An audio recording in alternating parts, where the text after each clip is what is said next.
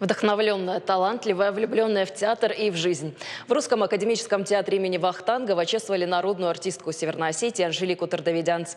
Мероприятие приурочили к 55-летнему юбилею актрисы. Традиционно на сцене театра прошел показ спектакля «Белый танец» для любимой актрисы, в котором занята сама Анжелика. В Русском театре Анжелика Тардавидянц начала работать с 1988 года, после окончания ГИТИСа. Также преподает сценическую речь на театральном факультете Северо-Осетинского госуниверситета и в колледже искусств имени Гергиева. 30 лет на сцене нашего театра.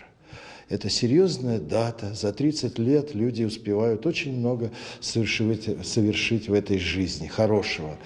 Анжелика, мне кажется, сумела создать себя, сумела создать свою семью благополучно, сумела вокруг себя собрать массу почитателей ее таланта.